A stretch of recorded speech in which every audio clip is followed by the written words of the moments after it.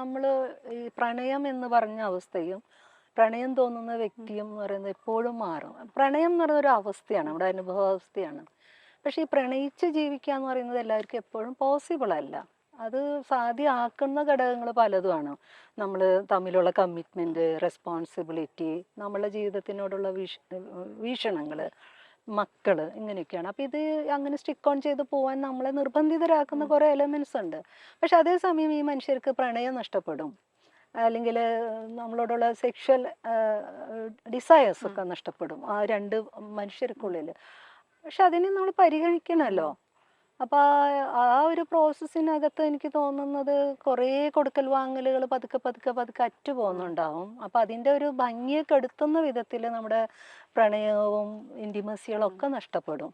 ഈ ഒരു പോയിന്റിൽ എല്ലാ മനുഷ്യർക്കും വീണ്ടും ഒരു പ്രണയം വേണമെന്നും ഇങ്ങനെ ജീവിച്ചാൽ പോരാ എന്നൊക്കെ ഒരു ആഗ്രഹം ഉണ്ടാവും. അപ്പോൾ നിർഭാഗ്യവശാൽ ഞങ്ങളുടെ ഒരു ദീർഘകാലത്തെ ദാമ്പത്യത്തിൽ അത്തരം പ്രശ്നങ്ങളൊക്കെ ഉണ്ടായി.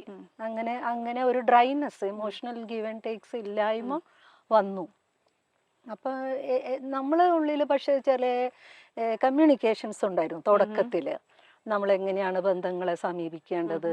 അപ്പം അന്നൊന്നും എനിക്കത് അക്സെപ്റ്റബിൾ ഒന്നും ആയിരുന്നില്ല. ഈ ഓപ്പൺ റിലേഷൻഷിപ്പ് എന്നൊക്കെ പറഞ്ഞാൽ എനിക്കത് അറിയുന്നില്ല എന്താണെന്ന്. പക്ഷെ പുള്ളി അതൊക്കെ കുറിച്ച് പറയുമ്പോൾ ഞാൻ അന്നും പറയുന്നൊരു കാര്യം, നോക്കൂ, ആരെങ്കിലും നമ്മുടെ ഉള്ളൊരു തേർഡ് പേഴ്സൺ വരികയാണെങ്കിൽ അതൊന്നും ഇത് അറിയിക്കാതെ നോക്കണം. ഇൻകേസ് അറിയുകയാണെങ്കിൽ നമ്മൾ പാർട്ട് ചെയ്യേണ്ടി വരും. ഇത് വളരെ അതൊക്കെ തുടക്കത്തിലല്ല, മേ ബി ഒരു 3-4 കൊല്ലത്തിനകത്തൊക്കെ. കാരണം ഞങ്ങൾ അന്ന് ജീവിക്കുമ്പോഴും നമ്മൾ വളരെ ഫ്രണ്ട്ലി ആയിട്ട്. വലുൻ്റെ ഏറ്റവും വലിയൊരു ഗുണം എന്ന് പറഞ്ഞാൽ ഒട്ടും ഒരു പൊസസീവ് ആയിട്ടുള്ള, അല്ലെങ്കിൽ നമ്മളുടെ എല്ലാതരം ഇടപെടൽ, അതായത് നമ്മൾ ഇങ്ങനെ ഏത് സമയവും ഇങ്ങനെ ചുഴിഞ്ഞു നോക്കുന്ന ഒരാളല്ല.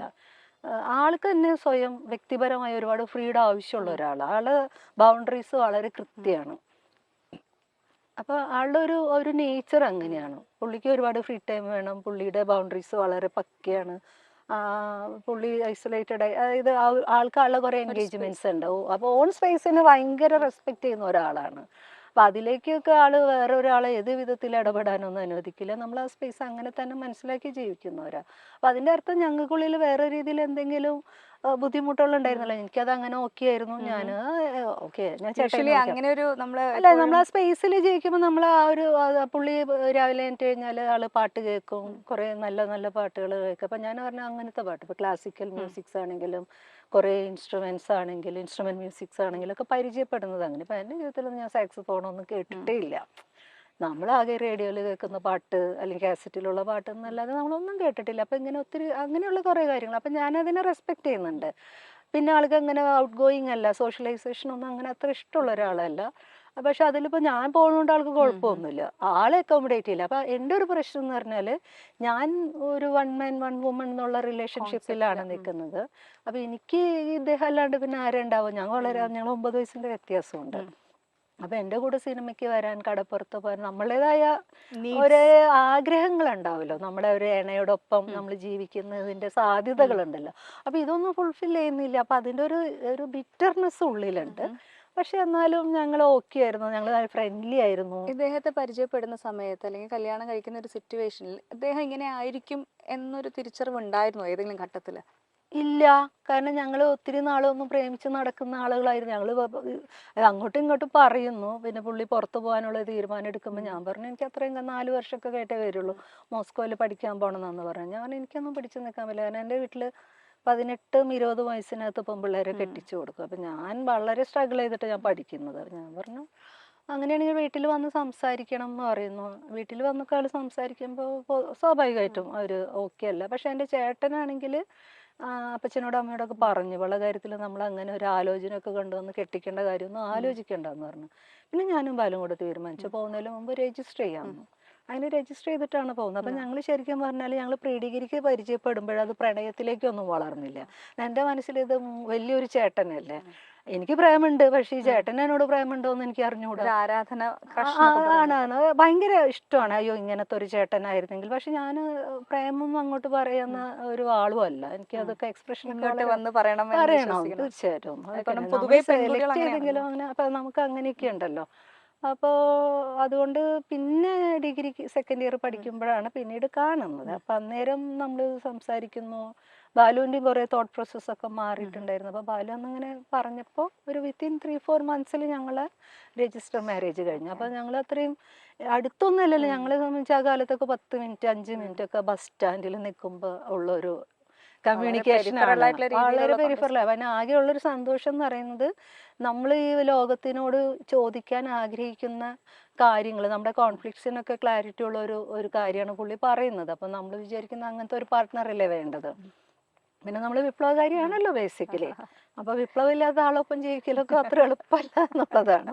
പക്ഷെ പിന്നീട് മനസ്സിലാവുന്നത് അതൊന്നും അല്ല. കാരണം എന്ന് വെച്ചാൽ ഈ പ്രാക്ടീസ്, നമ്മൾ പറയുന്ന രാഷ്ട്രീയത്തിനെ ഇന്റേണലൈസ് ചെയ്യുക, അതിനെ പ്രാക്ടീസ് ചെയ്യുക എന്നുള്ളതാണ് ഏറ്റവും വലിയ ടാസ്ക്. നമുക്ക് വർത്താനം എത്ര വേണമെങ്കിലും പറയാം, ഇത് കോട്ട് വേണമെങ്കിൽ എടുത്ത് എല്ലാ ലൈബ്രറിയിലും ബുക്ക് വായിച്ച് അതൊക്കെ പറയാം. പക്ഷെ ഇതിലൊന്നും അല്ല കാര്യം. നമ്മൾ എങ്ങനെയാണ് നമ്മൾ ജീവിക്കാൻ പോകുന്നത് എന്നുള്ളതില്ല കാര്യം.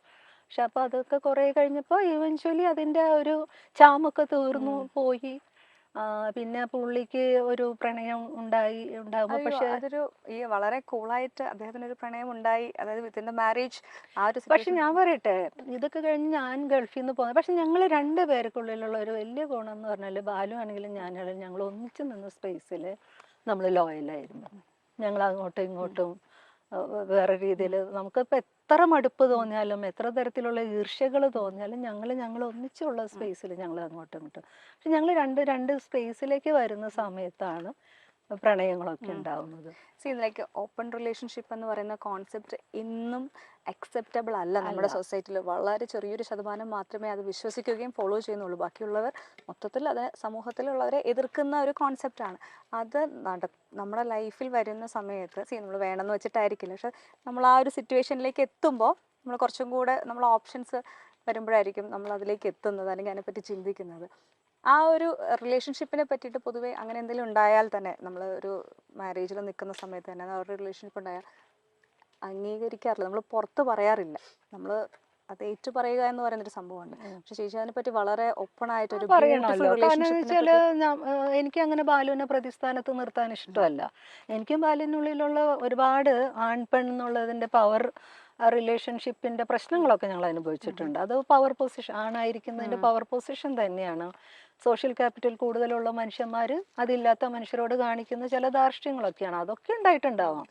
പക്ഷെ എന്ന് കരുതിയിട്ട് അയാളെ ഒരു ആക്ട് വെച്ചിട്ട് അയാളെ പ്രതിസ്ഥാനത്ത് നിർത്താന്ന് പറഞ്ഞാൽ നമ്മളോട് തന്നെ ചെയ്യുന്ന ഒരു വഞ്ചനയുണ്ട്. അതായത് മനുഷ്യനോട് ചെയ്യുന്ന വഞ്ചന, പെണ്ണിനോട് എന്നുള്ളതല്ല. കാരണം നമുക്ക് ഈ പ്രണയം വേണ്ടേ, രതി വേണ്ടേ, നമുക്ക് മനുഷ്യർക്ക് എങ്ങനെയാണ് അങ്ങനെയൊക്കെ ജീവിക്കാൻ പറ്റുക? അപ്പോൾ അത് 2 പേരുള്ളിൽ പോയി എന്ന് കഴിഞ്ഞാൽ ഒരു സാധ്യത അവര് നോക്കിയത് ഒരിക്കലും ഒരു തെറ്റല്ല. മാത്രമല്ല അതിനകത്ത് നമ്മളെ കൺസേൺസ് എന്ന് പറഞ്ഞാൽ മക്കളുണ്ട് എന്നുള്ളതാണ്.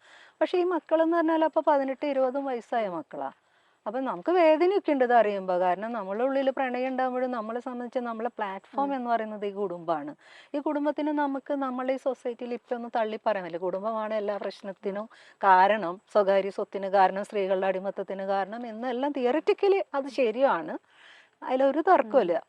അങ്ങനെ ഇരിക്കുമ്പോഴും നമുക്ക് വേറെ ഫോർമാറ്റൊന്നും ഇല്ല ഇപ്പൊ നിലവിൽ. അപ്പൊ ഈ ഉള്ള കുടുംബത്തിനെ നമുക്ക് കുറച്ചും കൂടി നവീകരിച്ചുകൊണ്ടും കുറേയും കൂടി മനുഷ്യത്വപരമായ സ്പേസുകൾ കൊടുത്തുകൊണ്ടും ഒക്കെ ജീവിക്കുക എന്നുള്ളത്. പക്ഷെ അതിനകത്ത് പല ഓപ്ഷൻസ് ഉണ്ടാവും.